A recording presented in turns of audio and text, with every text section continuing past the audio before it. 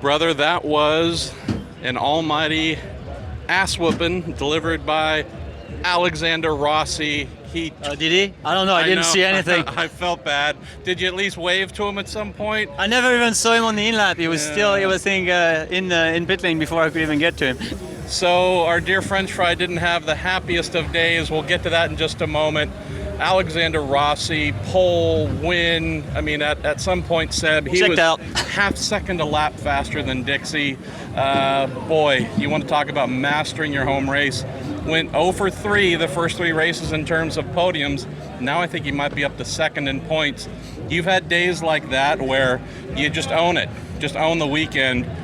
Let's at least try and remember one of those so you feel a little bit better. But what's that feeling like, Seb, where you just know it's yours? Yeah, I mean, it's remarkable because obviously he's doing that with the depth of field that we have these days, and I mean, really, it was an ass-whipping, party there, and really impressive. So not much else to say. Just when you feel one with the car around this place, you can really make some big lap time differences. And again, he found the groove and make it happen. And he runs a very, very free car, and obviously when the track stays green like that, it goes towards understeer, and he probably got and kept the balance better than anybody else. And we all started to just push and push and push and push. At least I did, for sure.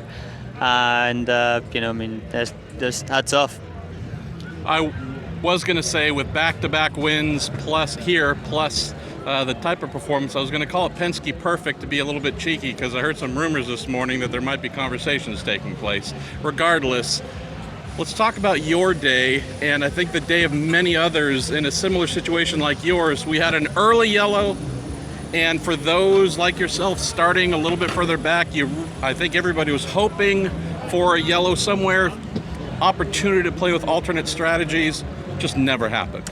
No, I mean, the early yellow actually really didn't help at all. I mean, the only way that could have helped us is, we obviously pitted on the early side of the window and did 30 laps, so just something close to that. It only works if you trap the leaders between the time you come in the pits and they take their pit stop, but that didn't happen, and it's good. I mean, you want the guys who obviously did the work and were leading the race to win. That's the way I look at it. I mean, obviously, sometimes it's nice to have an upset we benefit from, but that's just not the way you want to win a weekend anyway. So just a good, straightforward race. Not so sure. It looked very passive from where I was. I mean, in the first stint, we were a bit out of position, so we picked up a few guys, past 3 cars, I think. And then after that, we got in the quicker cars, like Felix was out of position, and it was trapped behind Inch, who was trapped behind Will, I think, which really didn't seem to be so crisp. And then it stayed there for a while, and, that's the problem, right? I mean, when you get trapped behind a fast car, that's itself trapped behind another fast car, there's just not much going on, and that kind of felt that way a little bit, which honestly, when you qualified 14th, it's going to be a long stretch. Last year we benefited from guys tangling in turn 1 and some stuff happening, and we ran kind of a perfect race, but nothing really happened this time, and we finished 11th, so it is what it is. He improved 3 positions, he's so happy. I mean, it's better than getting taken out or making a mistake, making a fool of yourself. It's better than 15th. I mean, it definitely wasn't the weekend we were hoping for. Yeah, man, yesterday, same thing. Man, I'm like, okay, we P4, took a decent start, stayed there. We're starting to catch up on the leader pack, and then we pitted, and the yellow came out. You were a monster in the take the lead IMSA race. And Dirk, per Dirk, he just touched the pit speed limiter at the hairpin, and so gave up the lead and trying to run that thing down at the front. We got a bit unsafe on fuel, and also we didn't get passed by the 5 that probably slowed down just a little bit in the last 2 laps because they were leading anyways, and that had us do an extra lap, which we didn't have fuel for, and then we got run into nothing against obviously the Corvette. I mean, he was right in our bumper, and that was a pretty big hit though. Car's pretty hurt.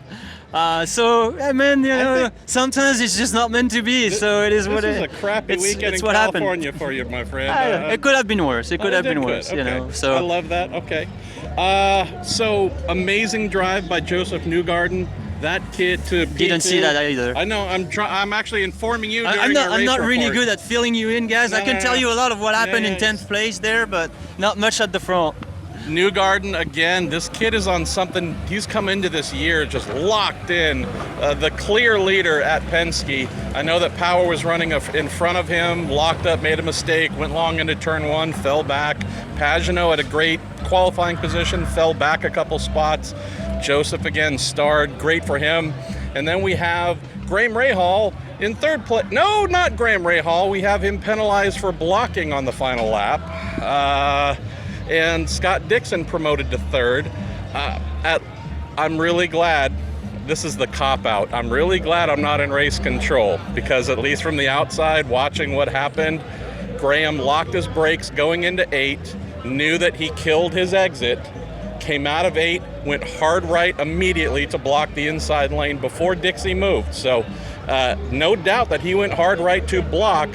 It was one move and he did it not in reaction. Got the penalty. That seems a bit harsh. I guess we'll let you guys digest that one. But if it wasn't in reaction, then I don't know why you got penalized. So yeah. This guy was asking. Might be an interesting one in the social media going on. This guy was asking for espresso during his pit stops, because like me, some of us are trying to stay awake during this one. Rossi just had everything covered. All right, Seb. So we've got a very short turnaround till we get to go really, really fast at Indianapolis for the open test.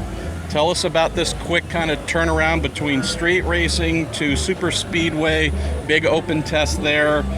Any thoughts or feelings how things might be in your end? Well, I know the feeling is that we got 10 days, so it's more than back to back or whatever we had. It's the month of May is knocking at the door. Again, it's that time of the year. So I'm obviously pretty excited. It's gonna be a long stretch ahead of us once we get there. It's 7 weeks straight. It's Indy road course, qualifying day, 500, Detroit, Texas, Le Mans, Road America. So I've got IMSA Mid-Ohio there the week before the Indy GP. You see, you're gonna do even better than us. Well, but I don't think I'm going to Le Mans, so you got me there. All right, well, sorry you came to my home state and didn't leave with as much as you hoped for, but as you said, it could have been worse.